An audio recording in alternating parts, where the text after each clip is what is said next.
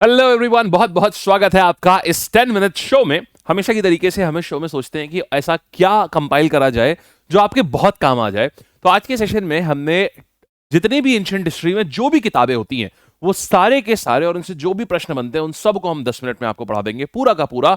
And the best part is आपको आज जो आप पढ़ोगे ना चीजें उसमें से कम प्रीवियस ईयर करने जाओगे ना, सिर्फ इस 10 मिनट से कम 100 सवाल मिलेंगे। And I promise you that सिर्फ इस 10 मिनट के शो से, आज के अभी के इस वीडियो से 100 क्वेश्चंस आपको मिलेंगे आप प्रीवियस ईयर जब सॉल्व करेंगे। तो आइए शुरू करते हैं। तो एंशिएंट हिस्ट्री की हम लोग एंशिएंट इंडिया एंशिएंट हिस्ट्री की सारी किताबें हम लोग कर रहे हैं। शुरुआत करते हैं अर्थशास्त्र से। देखिए अर्थशास्त्र के जो ऑथर हैं वो कौन है। अर्थशास्त्र के ऑथर का नाम है कौटिल्य। कौटिल्य और इन्हीं को ही हम चाणक्य भी कहते थे। अच्छा जी, ये कौन थे? ये चाणक्य जो थे चंद्रगुप्त मौर्य के कार्यकाल में प्राइम मिनिस्टर हुआ करते थे। उन्होंने ही चंद्रगुप्त मौर्य को गद्दी पर बैठाया था। तो ये ऑथर हो गए, चाणक्य हो गए इसके। और इसमें लिखा क्या हुआ है, ये सवाल बहुत बार आता है कि बताइए इसमें क्या लिखा है। इसमें इकोनॉमिक्स के बारे में लिखा हुआ है, इसमें इकोनॉमिक्स के बारे में लिखा हुआ है, इसमें राजनीति स्टेट माने राजतंत्र के बारे में लिखा हुआ है, स्टेट क्राफ्ट के बारे में लिखा हुआ है, इसमें मिलिट्री स्ट्रैटेजी के बारे में लिखा हुआ है और इसमें पॉलिटिक्स के बारे में भी लिखा हुआ है। ये 4 सवाल आते हैं, पूछता है बताइए कि क्या क्या लिखा, किस किस चीज के बारे में लिखा है। तो ये हमने देख लिया किस किस चीज के बारे में लिखा हुआ है। आगे बढ़ते हैं। अर्थशास्त्री कौटिल्य और 4 चीजें कहां पर थे? चंद्रगुप्त मौर्य के टाइम पे 4th सेंचुरी बीसी पे थे। ये आपको ये पूरी पीडीएफ भी मिल जाएगी, सो डू नॉट वरी कि आपको अगर थोड़ा भी टेक्स्ट आपको छोटा भी दिख रहा है ना तो आपको ये पूरी पीडीएफ मेरे टेलीग्राम में मिल जाएगी पूरी की पूरी। आगे आते हैं। इंडिका। इंडिका देखिए मेगास्थनीज ने लिखी हुई है। तो इसकी इंटरेस्टिंग कहानी बताता हूं। एक्चुअल में हम लोग कहते हैं कि इंडिका मेगास्थनीज ने लिखी है, लेकिन ऐसा है नहीं। कहानी ये थी कि सेल्यूकस निकेटर नाम का एक ग्रीक राजा हुआ करता था। अलेक्जेंडर का दास था। अलेक्जेंडर ने उसे एक पूरे बड़े से एरिया को राजा बना दिया था। तो सेल्यूकस निकेटर को हरा दिया चंद्रगुप्त मौर्य ने, वही चंद्रगुप्त मौर्य जो अभी अभी हम देख के आ रहे हैं। तो जब वो हार गया तो चंद्रगुप्त मौर्य ने उसके तकरीबन 100 हाथी कैप्चर कर लिए। अब उसने बोला कि देखो ऐसा है, हमको हाथी दे दो, तुम हमारी बेटी ले लो। तो उसने क्या किया, उनकी बेटी जिसका नाम था हेलिना, हेलिना की शादी जो थी वो चंद्रगुप्त मौर्य के साथ में कर दी। अब बेटी को ना हिंदी आती ना इंडिया की कोई भी भाषा आती थी उस समय। तो फिर क्या किया, सेल्यूकस निकेटर ने अपना एक दूत भेजा जिसका नाम था मेगास्थनीस। तो मेगास्थनीस जो है ये भारत आ गया बेटी के साथ साथ। चंद्रगुप्त मौर्य की वाइफ जो थी हेलिना, उसके साथ साथ ये भारत आ गया और वहीं पर रहने लगा। तो इंडिया में इसने जितनी भी चीजें देखी, बड़े बड़े हाथी एकदम सुसज्जित सजे हुए से हाथी एकदम बड़े बड़े, तो ये सब उसने भारत में देखा, उसे बड़ा सुंदर लगा। तो उसने कई सारी उसने पूरा लेख लिखा, अपना पूरा लेख लिखा कि इंडिया कैसा है। तो हुआ क्या, ये लेख जो था वो लिख लिख के अपने सरदार को भेजता था, सेल्यूकस निकेटर को भेजता था। तो देखो आज के टाइम पे वो लेख अवेलेबल नहीं है कहीं पर भी, वो खत्म हो गए हिस्ट्री के साथ ही। लेकिन कई सारे राइटर्स ने उन्हीं लेखों के बारे में लिखा है कि Megasthenes from India coated this, Megasthenes of India coated that, Megasthenes from India ने ये कहा। तो वो पूरे मेगास्थनीज की जितनी भी बातें कही गई हैं, जो अलग अलग ऑथर्स ने कोट करी हैं, उसका कंपाइलेशन है इंडिका। तो उसमें सब कुछ लिखी हुई है, इसमें मेगास्थनीज की ही बातें, बट मेगास्थनीज ने लिखा नहीं है उसको एग्जैक्टली। तो ये पूरी कहानी है इसकी। तो मेगास्थनीज, हालांकि हम पूछेगा तो हम लोग यही बताएंगे कि मेगास्थनीज ही है, एग्जाम पॉइंट ऑफ व्यू से मेगास्थनीज बोलेंगे, ठीक है। अच्छा, तो इसमें क्या लिखा हुआ है, मौर्य एम्पायर, सोसाइटी, इंडियन सब कॉन्टिनेंट, जैसा जैसा उसने देखा सब कुछ लिखा हुआ है इस किताब इंडिका में। फिर राज तरंगिनी, देखो राज का मतलब होता है राजा और तरंग का मतलब होता है ऐसा जो चलती जाए। तो यहां पर क्या है, राजा एक के बाद एक कौन से राजा चलते चले गए, मतलब यहां पर कश्मीर की पूरी हिस्ट्री लिखी हुई है। ये कश्मीर की हिस्ट्री बिल्कुल एंशिएंट काल से लेकर के 12वीं शताब्दी तक पूरी हिस्ट्री लिखी है। इसको किसने लिखा है? काल्हन ने ये लिखा हुआ है। कश्मीर देखिए, कश्मीर बना हुआ है, कश्मीर की पूरी हिस्ट्री लिखी हुई है, कौन कौन राजा कब आया और उसने क्या किया, ठीक है। ये है chronicles of the Kings of Kashmir. आइए फिर देखते हैं यहां पर, फिर देख रहे हैं महाभारत। महाभारत की बात करेंगे तो महाभारत तो आप जानते हैं किसने लिखा था, ऋषि वेदव्यास जी ने लिखी थी। इसमें कौरवों और पांडवों के बीच में युद्ध होता है और उसी के पूरा वर्णन है महाभारत, यानी अच्छाई और बुराई का युद्ध होता है, उसी का पूरा वर्णन है महाभारत। किसने लिखी है? वेदव्यास, महर्षि वेदव्यास ने लिखी हुई है ये। इसी को ही, महाभारत को ही जय संहिता भी बोलते हैं, यानी द बुक ऑफ विक्ट्री भी कहा जाता है इसको। तो ये जय संहिता माने बुक ऑफ विक्ट्री हो गया ये। फिर देखिएगा, अच्छा, और कौन सी डायनेस्टी होती है ये? कुरुवंश। कौरव, जो पांडव और कौरव जो होते हैं किस वंश को बिलोंग करते हैं? कुरुवंश को बिलोंग करते हैं, कुरु डायनेस्टी। ये पढ़ते हैं ना महाजनपद में, ये वही है। फिर आगे आगे आते हैं, रामायण की बात कर रहे हैं। रामायण किसने लिखी है? रामायण में भगवान राम के बचपन से लेकर के सारी बाल्यकांड से लेकर के उनके वनवास जाने से लेकर के उन्होंने कैसे रावण को मारा, ये पूरी कहानी लिखी हुई है भगवान राम की। तो ये लिखी थी महर्षि वाल्मीकि जी ने। तो महर्षि वाल्मीकि ने लिखी है रामायण। ध्यान रखना, रामचरितमानस अलग है, रामचरितमानस गोस्वामी तुलसीदास जी ने लिखी है, यह रामायण है जो कि वाल्मीकि ने लिखी है। आइए आगे बढ़ते हैं। भगवान राम जो थे उनके ऊपर है, कौन सी डायनेस्टी को बिलोंग करते थे भगवान राम? इक्ष्वाकु डायनेस्टी, ये डायनेस्टी का नाम है इक्ष्वाकु डायनेस्टी। ये पूरी पीडीएफ आपको मेरे टेलीग्राम पे मिल जाएगी, टेलीग्राम चैनल का डिस्क्रिप्शन आपको नीचे मिलेगा। आगे बढ़ते हैं। फिर देखिए भगवत गीता। भगवत गीता किसने लिखी थी? भगवत गीता और कुछ नहीं है, देखिए था क्या, भगवान कृष्ण जो है ये अर्जुन के सारथी बने थे और इनको बैटलफील्ड में ले जा रहे थे। तो इसमें यहां पर बहुत सारे उपदेश देते हैं भगवान कृष्ण, ये कैसे धर्म की विजय कैसे होती है, धर्मात्मा आदमी को कैसे कार्य करना चाहिए, सही कार्य कैसे करना चाहिए। तो इसके ऊपर पूरे उपदेश हैं। कहते हैं आज भी अगर इनको कोई कायदे से पढ़ ले इस चीज को, तो उसकी लाइफ की सारी प्रॉब्लम्स भगवत गीता में सॉल्यूशन सारी प्रॉब्लम्स का लिखा हुआ है। तो यही है भगवत गीता। तो ये उसी महाभारत वाली जो किताब है उसी में से लिया गया है। तो महाभारत लिखी थी ऋषि वेद व्यास ने, तो ये भी आ जाएगा ऋषि वेद व्यास ने। ठीक है, आइए, ये मोरालिटी, ये धर्म, एथिक्स, धर्म, डिवोशन, भक्ति, इन सब के ऊपर ये किताब लिखी हुई है भगवत गीता। आगे बढ़ते हैं। हर्षचरिता। देखिए कहानी आती है, एक राजा हुआ करता था हर्षवर्धन। तो हर्षवर्धन जो है ये काफी प्रतापी राजा था। इसका एक कोर्ट पोएट था जिसका नाम था बाण भट्ट। तो इसने बोला कि मेरे बारे में कुछ लिखो जरा, मेरे बारे में, ताकि मेरे जाने के बाद भी लोग मेरा इतिहास याद रखें, मेरे बारे में सारी चीजें लोग याद रखें। तो इस बाणभट्ट ने क्या किया, हर्षचरिता माने द बायोग्राफी ऑफ राजा हर्षवर्धन, इसको लिखा। तो ये बाणभट्ट ने लिखी हुई है, बाणभट्ट ने लिखी हुई है। हर्षा का कार्यकाल जो है लगभग 600 से लेकर के 650 एडी के बीच में रहा है। तो ये आपका टाइम पीरियड हो गया। और क्या है, ये पूरी बायोग्राफी है राजा हर्षवर्धन की। आइए आगे बढ़ते हैं। फिर हम देख रहे हैं बुद्ध चरिता। देखिए बिल्कुल उसी हिसाब से, ये जैसे चरिता का मतलब होता है बायोग्राफी, चरित मतलब इंसान के बारे में पूरी सारी बातें। तो ये आ जाता है भगवान बुद्ध के बारे में। ये भगवान बुद्ध की पूरी लाइफ हिस्ट्री लिखी हुई है इसमें। किसने लिखी है? अश्वघोष ने लिखी है।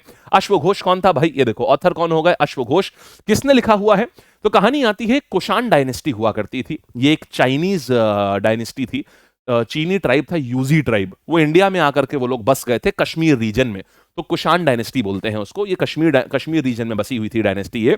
तो उन्हीं के वहां एक संत थे, बौद्ध संत थे, जिनका नाम था अश्वघोष। उन्होंने ही बुद्ध चरिता लिखी, माने भगवान बुद्ध की पूरी बायोग्राफी लिखी इन्होंने। ये देखिए आगे बढ़ते हैं। देखिए मुद्रा राक्षस। अब ये देखिए कहानी क्या है, ये मुद्रा राक्षस किसने लिखी है? मुद्रा राक्षस लिखी है विशाख दत्त ने। ये देखिए विशाख दत्त। क्या है ये मुद्रा राक्षस? देखिए चंद्रगुप्त मौर्य ने जब किसे हराया था कि वो मौर्य वंश उसने स्थापित किया था धनानंद को। तो धनानंद बहुत ही कपटी सा राजा था। उस कपटी से राजा का ना एक मंत्री था जो बहुत समझदार था, बहुत चंट चालू चतुर्बुद्धि था वो। तो उसका नाम क्या था? उसका नाम था राक्षस। तो कैसे कैसे चाणक्य ने क्या क्या आइडियाज दिए चंद्रगुप्त मौर्य को कि वो हरा पाया धनानंद को और साथ ही उसके महामंत्री राक्षस को। तो ये पूरी कहानियां जो हैं, जो प्लॉट होता था, वो सारी चीजें मुद्रा राक्षस में लिखी हुई हैं। ठीक, किसने लिखी है? विशाख दत्त ने लिखी हुई है। क्या स्ट्रैटेजीज एम्प्लॉय करी हैं चाणक्य ने जो नंद डायनेस्टी को हराने के लिए, वो इसमें लिखा। नंद डायनेस्टी बहुत विशाल थी, बहुत पावरफुल थी, लेकिन उसको भी हरा दिया। आइए फिर देखते हैं। फिर आता है बृहद संहिता। देखिए बृहद का मतलब होता है बहुत बड़ा, बहुत मतलब बहुत ही बड़ा होता है बृहद। तो बहुत बड़े का कंपाइलेशन, बहुत बड़ा क्या है? ब्रह्मांड। तो बृहद से समझ जाना ब्रह्मांड। देखो ब्रह्मांड को देख रहे हैं टेलीस्कोप लगा करके। तो बृहद संहिता जो है इसमें पूरा ब्रह्मांड की बात लिखी हुई है, एस्ट्रोलॉजी, एस्ट्रोनॉमी, स्टार्स, ये सब है। वराह मिहिरा ने लिखी हुई है ये। देखिए वृहद, वृहद और वराह सिमिलर साउंडिंग है ना। वृहद, वृहद मतलब ये बहुत बड़ा होता है, वराह मतलब भी बहुत बड़ा होता है। तो ये वराह मिहिरा किसने लिखी है? गुप्ता का पीरियड में हुआ करते थे ये, गुप्ता कार्यकाल में होते थे ये। चलिए ठीक है, एस्ट्रोलॉजी, ज्योग्राफी, इन सब के ऊपर बातें हैं ये। फिर देखिएगा अष्ट अध्यायी। ये क्या है? अष्ट अध्यायी ये पनिनी ने लिखी हुई है, ऑथर है पनिनी। देखिए ये ऋषि मुनि बैठे हैं ना, पनिनी। अच्छा ये क्या है, इसको समझते हैं। देखिए जैसे आपने बचपन में पढ़ा होगा noun, pronoun, verb, adverb, adjective, conjunction, preposition, ये सब आप जोड़ोगे तो देखोगे पार्ट्स ऑफ स्पीच बोलते हैं इनको। And there are 8 parts of speech, right? 8 होते हैं ना चैप्टर्स उसमें। और अध्याय का मतलब भी जानते हो क्या होता है? चैप्टर्स। अष्टध्यायी, अष्ट अध्याय माने 8 अध्याय माने 8 चैप्टर्स। तो एक्चुअल में संस्कृत में भी बिल्कुल सेम ग्रामर रूल्स अप्लाई होते हैं और इसमें भी वही 8 अध्याय माने 8 चैप्टर्स होते हैं। तो अष्टध्यायी का मतलब है अष्ट अध्याय, 8 अध्याय। तो ये आ जाता है अष्टाध्याय। किसने लिखी है? ये संस्कृत की ग्रामर है जो पनिनी ने लिखी है। आइए आगे आते हैं। मनुस्मृति। मनुस्मृति जो है ये ऋषि मनु हुआ करते थे। ये क्या थी, ये ऋषि मनु ने लिखा था कि हिंदू समाज के जो लॉज थे, जो सोशल हैबिट्स थी कि प्रॉपर्टी का सक्सेशन कैसे होगा, समाज में कौन ब्राह्मण होगा, कौन क्षत्रिय होगा, कौन शूद्र होगा, कौन वैश्य होगा, ये सारी चीजें जो है हिंदू बुक ऑफ लॉ आप कह सकते हैं इसको, ये थी मनुस्मृति। तो इसको लिखा गया था, Hindu law, social order, caste system, ये सब कुछ मनुस्मृति में लिखा गया था। आइए आगे बढ़ते हैं। जातक टेल, जातक टेल्स क्या थी, ये देखिए, ये दिखाया गया है इसमें भगवान बुद्ध के जो पुराने जन्म थे, पुराने जन्म में उनके जितने जितने वो जो भी फॉर्म हुआ करता था उनका, उन सब की कहानियां हैं कि उन्होंने अपने पुराने जन्मों से हम उनके क्या सीख सकते हैं। तो ये बुद्धिज्म की पौराणिक कथाएं हैं, जातक टेल्स, ठीक है। तो ये अलग अलग बुद्धिस्ट मंक्स ने लिखी हैं, ये कलेक्शन ऑफ स्टोरीज जो भगवान बुद्ध की प्रीवियस लाइफ दिखाते हैं। आइए, तो मॉरल लेसन्स हैं उनसे। फिर देखते हैं हम कालिदास, कालिदास ने क्या क्या लिखा हुआ है। सो कालिदास की बात करेंगे, अभिज्ञान शकुंतलम, बहुत ही बेहतरीन चीज। इसमें होता क्या है, एक राजा शांतनु होते हैं और राजा शांतनु जो है ये बहुत प्रेम करते होते हैं शकुंतला से। शकुंतला वो नहीं होती, मतलब राजसी खानदान से नहीं बिलोंग करती हैं। इनफैक्ट वो एक मल्लाह के परिवार को बिलोंग करती है, मल्लाह मतलब मछली पकड़ने वाले, उनके परिवारों से बिलोंग करती है शकुंतला। तो बहुत प्रेम करते हैं लेकिन राजा उनसे। बट एक बार शकुंतला को एक श्राप मिल जाता है ऋषि दुर्वासा का कि जो तुम जिसको भी प्यार करती हो वो व्यक्ति तुमको भूल जाएगा। और एकदम से क्या होता है, राजा शांतनु के दिमाग से शकुंतला की पूरी मेमोरी ही वाइप हो जाती है।